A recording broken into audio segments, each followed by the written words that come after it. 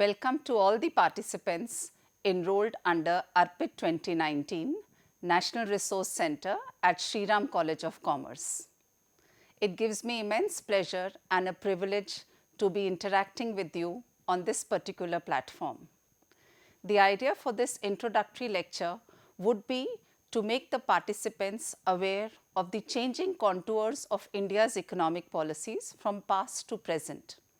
In this context, we will be highlighting more about the contemporary issues in economic development and growth.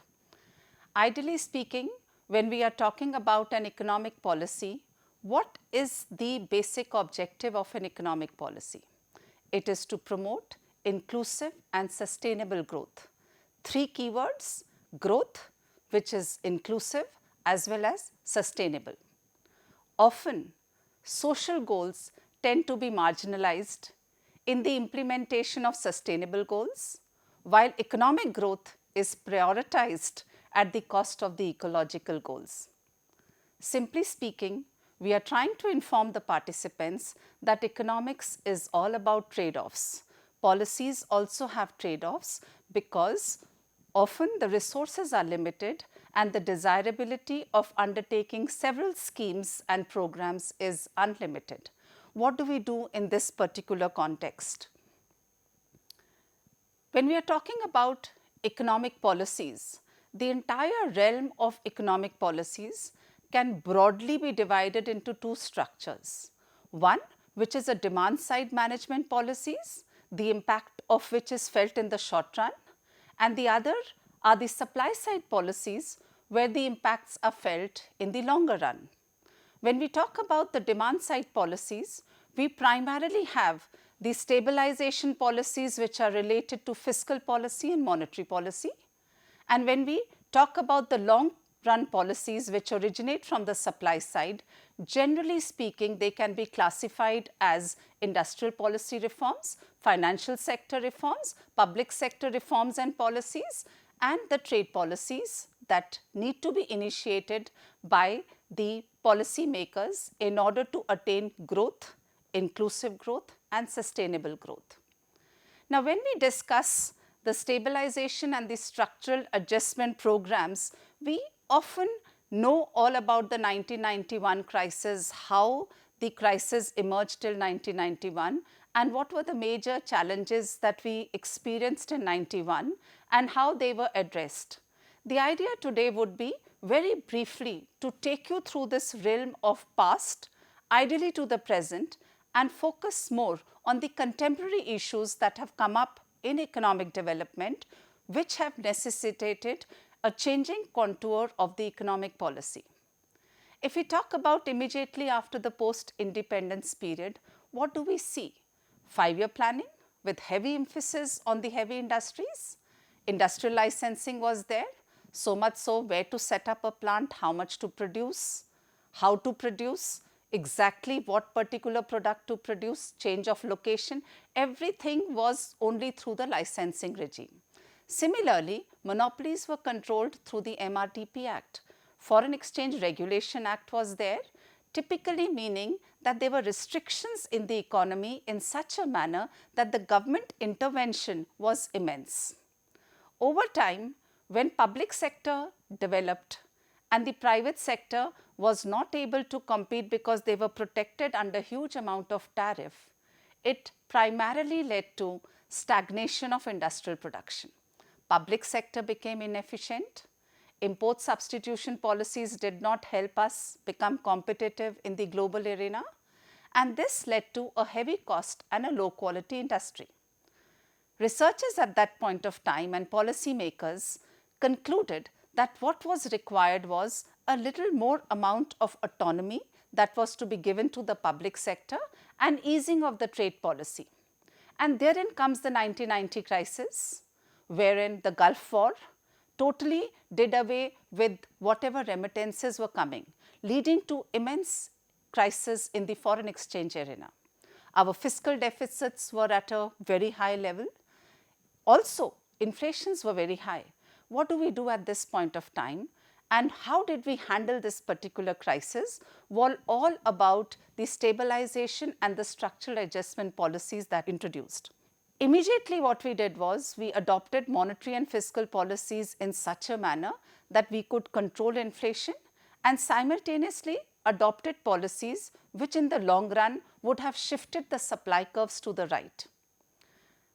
If I do not talk much in detail about these policies but briefly touch across what kind of reforms or what kind of economic policy changes took place in the industrial sector followed by the financial and the trade sector would be as follows.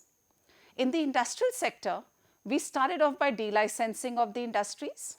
There was a removal of the Monopolists and Restrictive Trade Practices Act, and also the reservation which was given to the public sector, the number of items that were reserved also reduced. Simultaneously, the number of sectors which were reserved for the small scale industry also declined. What did we do in the financial sector? In the financial sector, we practically allowed private domestic banks to come and compete with the public sector banks, and also at the same time we allowed foreign banks to come and compete not just with the public sector but also with the private domestic banks. Interest rates had become deregulated and often we saw massive reduction in the reserve ratios, easing the monetary policies in the economy. On the trade front, when we talk about the trade sector reforms, we ideally started off by reducing the tariffs to make our products more competitive in the global environment. Quantitative restrictions were eased. We also liberalized our foreign direct investment and foreign institutional investment policies. We also moved from a fixed to a flexible exchange rate system. And there was immense liberalization on the capital account, though we are still not fully convertible, but the trend is towards becoming closer to the convertibility on the capital account. I am now going to focus more on what happened in the realm of the public sector and the government policies, and that is how I am building up the story for this particular introductory lecture. Why is it so important for the public sectors to be operating in an economy in a particular fashion, and why over time there is a change in the economic policy related with how public sector or the government sector needs to be operating within a particular economy. When we talk about the public sector, simple economic policy says that when markets fail, governments should intervene. And when do markets fail? Whenever there are externalities, private and social benefits and costs are differing. So, government intervention is required. When there are natural monopolies, government intervention again is required because large scale economies necessitate that somebody is there to regulate or to produce this particular item so that the general consumers are not exploited in such a case. We also have a situation of public goods. These are non-rival and non-excludable and public intervention is required. Merit goods, education and health, once again government intervention is essential, and equity considerations, unequal distribution of income and wealth. Also, when information is not symmetric, we need government intervention. However, this is not to say that whenever the markets fail, governments should intervene. Associated with the government are the government failures, and these are known as non-market failures. What are non-market failures? Largely emerge from three fronts. First, internalities and private goals. Second, redundant and rising cost. And third, inequity, distributional inequity, which is actually based on power. So, you try to bring in the government sector to address the failures arising from the market side, but what resultantly could happen was that governments could equally fail. And this is where we talk about a double market failure criteria, which speaks about just because markets have failed does not mean governments will intervene. Governments will intervene only when the net benefits arising out of government intervention outweigh the benefits associated with a private or a market oriented system. And this is the entire theory about market failure, non-market failure, and double market failure. There are examples and situations where double market failures will persist, and in several of these cases we will realize that governments will have to focus on a change in the economic policies over time. And contemporary issues that have emerged in economics have further strengthened the new role that the governments have to play in this changed environment. When we talk about the public and the private sector debate, often theory states that the private sector will be more efficient than the public sector. Theoretically speaking, rightly so, and we can talk about this on 4 parameters. Talking about the first, what is the objective of a private ownership? Profit maximization. Typically speaking, objective of a public ownership is social welfare maximization. Efficiencies within the organization are expected to come up when profit motives are maximized. Shareholder monitoring is the second aspect, and we do know that shareholder monitoring is more intense, more effective in the private sector as compared to the public sector. Third, threat of takeover, and fourth, threat of bankruptcy. These both effects are stronger in the private sector and practically non-existent or not effective at all in the public sector. This implies that ownership matters.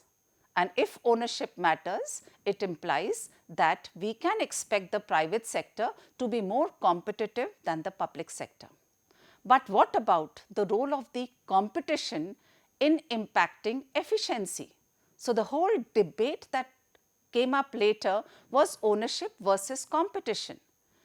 And the government of India, realizing the potential of where ownership mattered and where competition mattered, dramatically introduced reforms in the public sector, and these were a spectrum of reforms. Reforms which came under the ownership gambit, and under this primarily comes disinvestment and strategic sales of the existing public sector undertakings. But whenever you are trying to say that ownership matters and therefore we do not want the good or the service to be in the government and it should be in the private control, by disinvesting partially or by going in for a strategic sale, it is very important that the transaction is done with complete transparency. There is a competitive bidding involved. We must ensure that whenever natural monopolies are being divested, there has to be a regulatory mechanism if it is going through a strategic mode sale. And we also must try to unbundle large firms before selling or divesting them to the private sector or to the employees or whatever, to whomsoever the divestment is taking place to. This was adopted by the government of India, but we did not stop here. We also unleashed the potential that competition has on improving efficiencies. What did we do? We introduced greenfield privatization. We talk about sectors which were earlier reserved only for the public sector had now become open even for the private sector. Examples are power and telecommunication, total monopolies of the public sector prior to 90s, and now we see private sector competing with the public sector in these areas. Also, in the recent years, what we have seen is realizing that both markets fail and governments fail, that is market failure and government failure, we are trying to also promote public-private partnerships. It could be either because of ideological change which promotes PPPs, or it could also be because most of the governments globally, wherever are constraint of resources, financial resources more say, would prefer to have a public-private partnerships. And for PPPs to be successful, it is important that risks are allocated in an optimal manner. Equally important is that there should be a value for money coming out of it. And once the public-private partnerships have been effectively introduced into the system, we will ensure that the PPP under public-private partnership does not become the PPP under politically preferred projects. Most of the states are promoting public-private partnerships, and we recently also have data on which are the states which are promoting not just PPPs but also more effective in the efficiency with which the public-private partnerships have come up. However, there are successes and failures both in PPP, giving us clear indication that economic policies matter, but implementation also matters, governance structures also matter. And also importantly, at this point of time, it is important to inform that when we are talking about reforming public sector, we talked about a change in ownership through divestment or through strategic sales. We talked about a change in the structure by introducing competition, be it in the form of a greenfield privatization or public-private partnerships. But we also have something known as a cold privatization. Under cold privatization, the public sector signs an MOU with the concerned ministry. This is signed at the beginning of the year, and thereafter the public enterprise is left on its own to meet the targets which have been specified in the MOU at the beginning of the year. So, you are trying to give a greater amount of autonomy to the managers of the public sector enterprises, but at the same time, just because we have given them a greater autonomy, we have also simultaneously brought in the concept of accountability, because at the end of the year, they are going to be rated precisely on the targets under which they had signed that particular MOU. Resultantly, what happened was several policy reforms took place, and we have realized over time that growth rates did change. But just when we are trying to come out of the 1991 crisis and adopting policies in the industrial sector, trade sector, financial sector and the public sector, comes new threats. These are the contemporary issues, these are the challenges that have come up. For instance, I start off by talking about the triple F crisis. You have the finance, food and fuel crisis, and these are all in the realm of 2000s, the decade of the 2000s. When I talk about beginning with the food prices, what do we see? Both in 2007, 8, 9 as well as in 2010, 11, food prices hiked. There was a spike in the food prices. And it was not just a spike, there was also a lot of volatility in the food prices. And when there is both a rise in the food prices as well as a volatility in the food prices, it becomes so very difficult for an economy which is still poor and large number of people are food insecure to maintain food security under these adverse circumstances. What were the reasons of the sudden hike in the food prices? Low harvests were there because of unfavorable weather conditions. Climate change had already started to show its adverse consequences on farm productivity.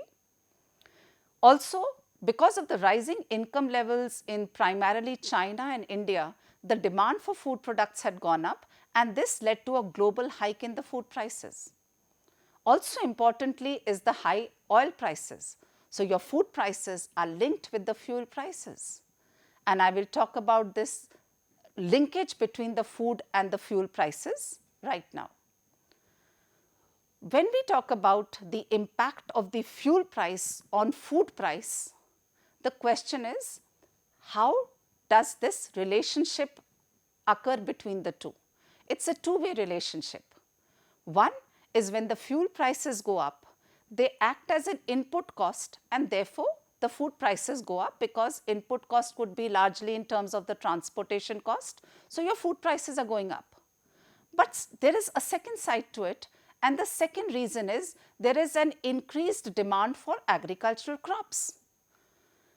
Why so? Because when the fuel prices go up, demand for biofuel goes up. And biofuel means you want to increase the production of sugarcane and maize for biofuels. And this leads to a land diversion.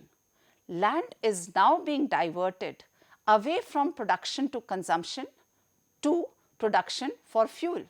And United States, Brazil and European Union actually have gone in for a major intensification of the biofuels. So once we see that the food and fuel prices are linked, we also at the same point of time saw the financial crisis. And the financial crisis led to a lot of volatility and decline in the stock markets. Capitals were flowing, outflows, inflows were happening in such a manner that the sentiments of the stock market had become negative. And during this time of the triple F crisis, imagine if this is happening in a country like India, where already we are not too comfortable on the development parameter. We talk about now the food insecure population. Why is food insecurity still a concern for India? Because even today, close to 200 million people in India are undernourished. In fact, almost 70% of the population which lives in South Asia is undernourished. That means they are not getting their calorie intake adequate. Now, when we talk about food security, there are primarily 4 dimensions to food security. One is related to food availability. Food has to be available. If it's not available, how do you buy?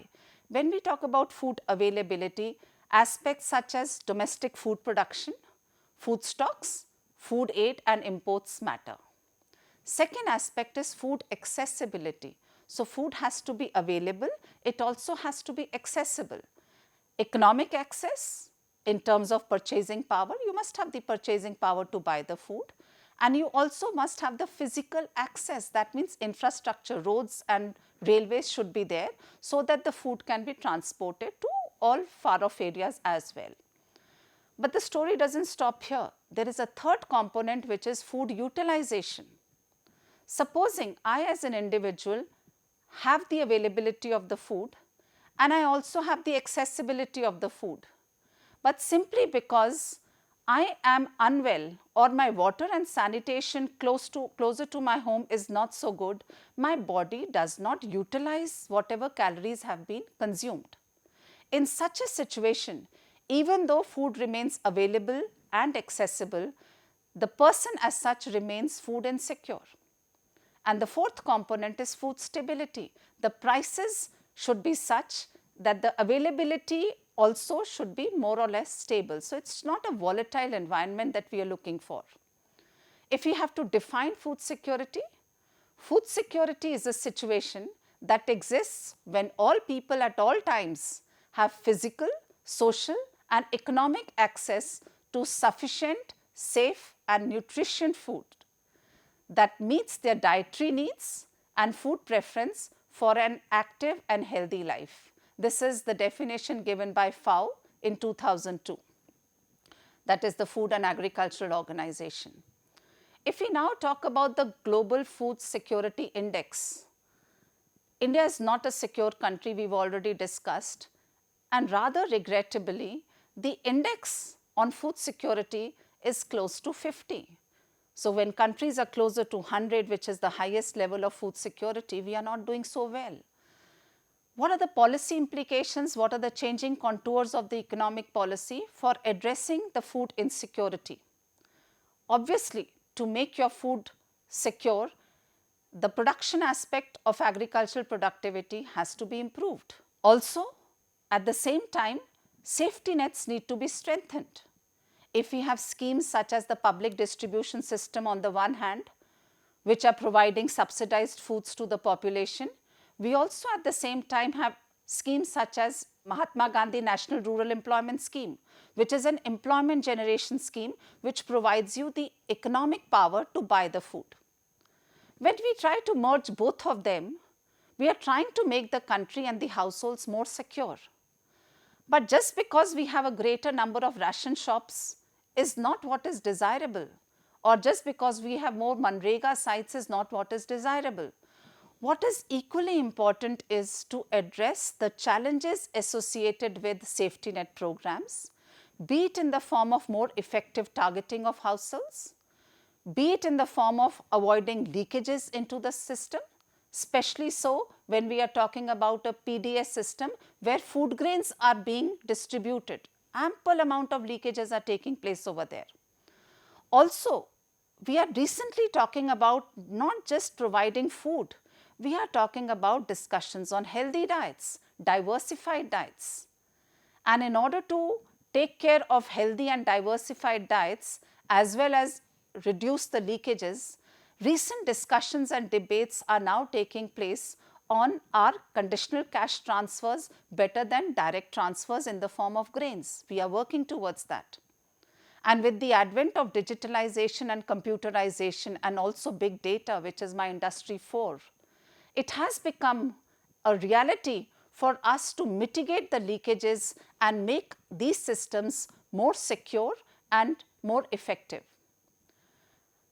While strengthening of the safety nets is important to address food security, equally important is that we need to have diversification of agricultural production. Unfortunately, most of the farms are still not working towards enhancing the production which is more diversified. Studies are taking place on how diversification helps improve farmers' income. And in fact, one of the agenda nowadays is doubling of the farmers' income in the years to come, implies that agriculture has to be given a thrust, which for a very long time it was not, because industries were normally the areas where thrust was there, but now focus on agriculture has come up. And this focus on agriculture, I am now going to link this with the climate change. So if the food is insecure, if the public is insecure from the food security aspect, add to it the dimension of climate change.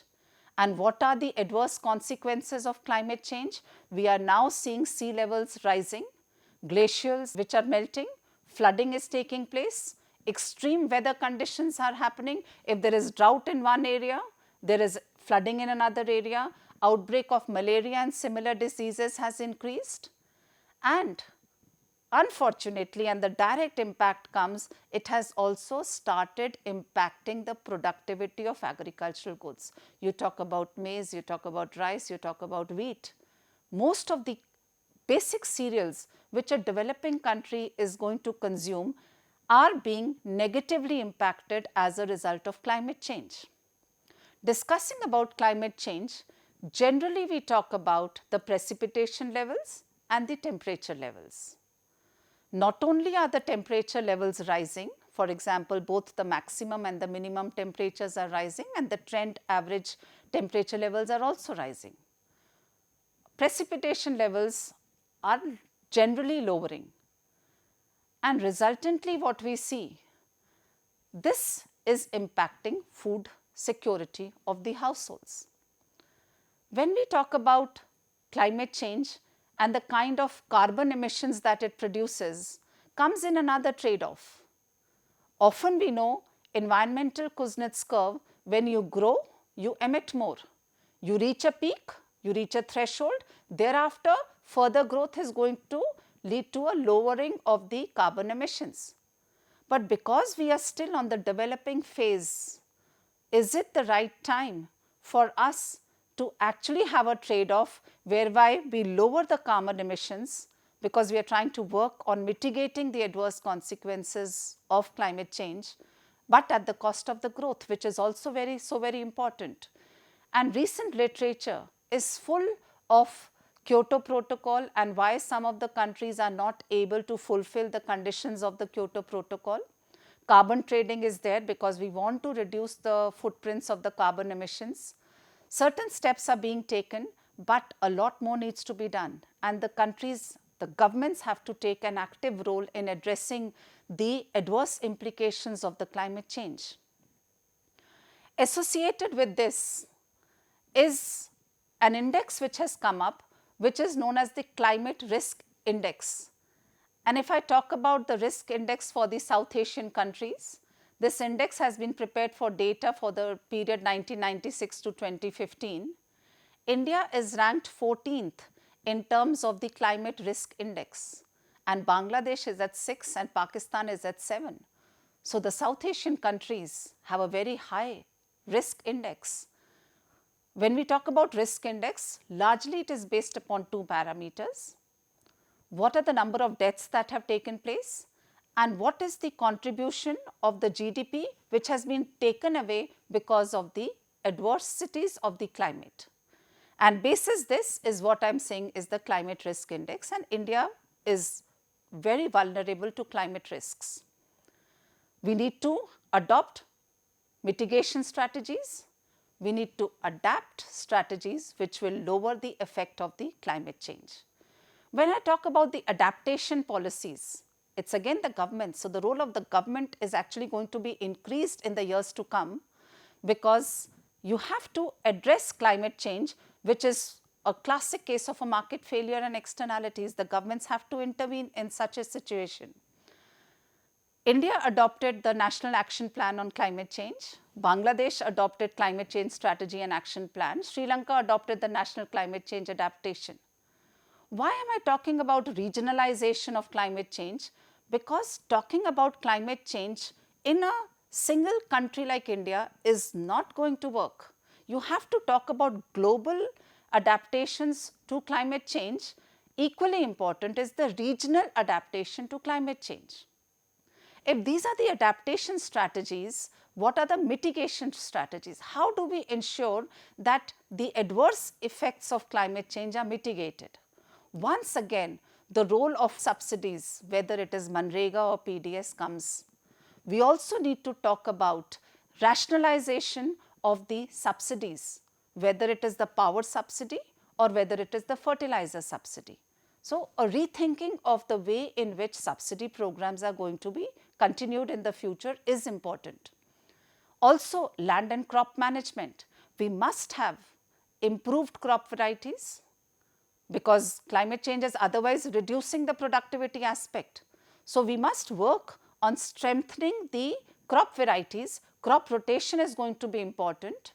We must also have perennial cropping systems and adoption of agricultural biotechnology, improved water availability, and so many other aspects. And nowadays, if we are trying to give more focus to agriculture, I think it's the right time, because it needs to be strengthened and it needs to be given a priority. We also at the same time talk about a very scary scenario, which is referred to as the water scarcity index. And I would now take you forward to what exactly is the risk associated with water.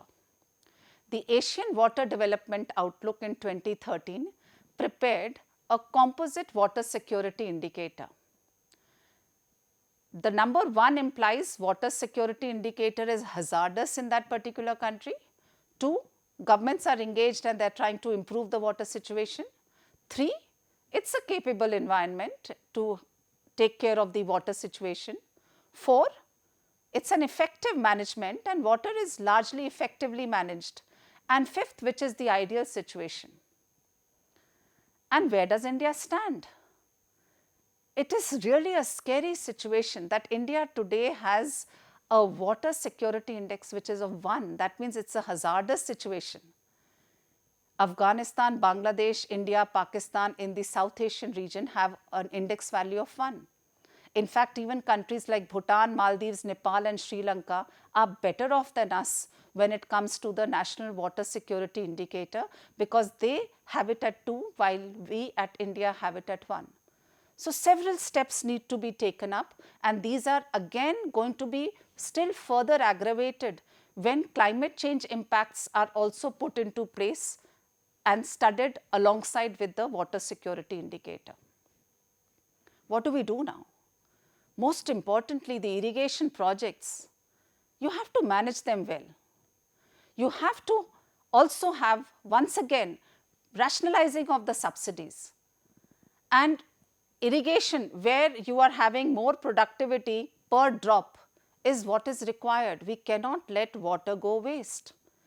And encouraging cooperation for sharing knowledge, I think, is the most important, because economics, as we said, financial resources are always scarce. So, if India has taken a lead in a particular variety of creating a crop, it must disseminate the knowledge to the other South Asian nations or elsewhere wherever it is required, and at the same time import knowledge from the other countries which are already doing well. While we are still struggling with climate change, comes an associated contemporary issue in economics related to conflicts. What are conflicts? And what is the relationship between conflict and food security? Conflicts disrupt food systems, they destroy livelihoods, displace people, they leave those that do not flee both terrified and unsure when they will eat their next meal. Food insecurity also triggers and sustains conflicts. Food insecurity can fuel conflict, it sustains conflicts, it triggers conflicts. And there's a lot of work which Collier has done in his book, which is The Bottom Billion. He states that there are basically two drivers of conflict, and these are grievance and greed. Grievance, if you're dissatisfied with the existing system, whatever may be the reason, grievance will make you push towards becoming or joining an anti-state activity. So conflicts are going to be promoted if the public in general is a grieved public. Also, greed. What do we mean by greed? If the antisocial elements are paying more to the youth who are joining a conflict organization, the greed lures the youth to join that particular organization. So if you want to mitigate conflict and the adverse consequences associated with conflict, nations and governments must address both sides. You have to address grievances, we have to promote growth, we have to reduce inequalities, whether the inequalities are emerging from ethnic fractionalizations or gender empowerment or gender inequity, these gaps have to be reduced. Simultaneously, we have to give more opportunities to the youth, whether it is in the form of better education system, better health system, better employment. And the time when demonetization took place, one of the reasons that was cited was that at least it is going to take care of the greed component, because when you don't have those high denomination notes, it will become very difficult for the terrorist or antisocial organizations to pay the youth. So the greed component was also to be expected to be handled on account of the demonetization. Of course, the second advantage of the demonetization was that digitalization of payment streams were encouraged. While we are still handling the triple F crisis, followed by the climate change and the conflicts, comes in the Industry 4. It's totally disrupted the existing technologies, and it's known as a digitally disruptive technology. We are not saying it's a digitally destructive technology, it's a digitally disruptive technologies, because the way in which organizations are working has been disrupted. But because today's lecture is more on the economic policies, which are macro policies, while Industry 4 has set in, at the same time has come in aspects such as blockchains, cryptocurrencies, Internet of Things, robotics, big data, artificial intelligence. And what do we do now? Our existing national systems were till now talking about mergers and acquisitions and controlling them on realms which were non-digitalized platforms. But because of emergence of these new issues on the digital platforms, the challenges that have come up both for the regulatory authorities, the competition authorities and the national governments are, what do we do about algorithmic collusions? How do we handle a malfunctioning of algorithm? How do we talk about situations where there could be a possibility that mergers and acquisitions have taken place because data has a value? And if firms are doing something wrong on digital platforms, how is this going to be addressed? And until and unless the government themselves do not adopt digitalization in their own strategies, it will virtually be very difficult for them to address concerns such as privacy and national security as well. Ransomware is taking place. Governments have to upgrade their own technological skills to handle the challenges that are emerging on account of Industry 4. So it's a new change in the economic policy that needs to be adopted. With some of these contemporary issues in economic development aspects which have forced the governments for a change in the economic policies. I now like to conclude this particular lecture. I largely talk about the immediate period after the post-independence, dealt with the 1991 crisis, but thereafter discussed the triple F crisis of fuel, finance and food, the interlinkages between them, how thereafter climate change is also worsening the food insecurity situation. Conflicts too are impacting food insecurity. And digitally disruptive technologies are also meaning that the governments have to reorient their economic policies. In this entire gamut of contemporary issues and challenges that have come up comes what is the role of the government. We cannot negate the changed role of the government with changing economic challenges. While governments may move away from being producers of goods and services, they cannot shy away from their enhanced responsibilities for providing goods and services, especially in the face of the new challenges. And often, these are the cases where double market failures are going to be existing. So, the role of the government is not necessarily reducing, but yes, it is being redefined. Thank you so much, and it has been a pleasure. I do hope you found this particular lecture of mine informative. Thank you once again for joining ARPIT 2019 under the National Resource Center granted to Shriram College of Commerce. Thank you so much.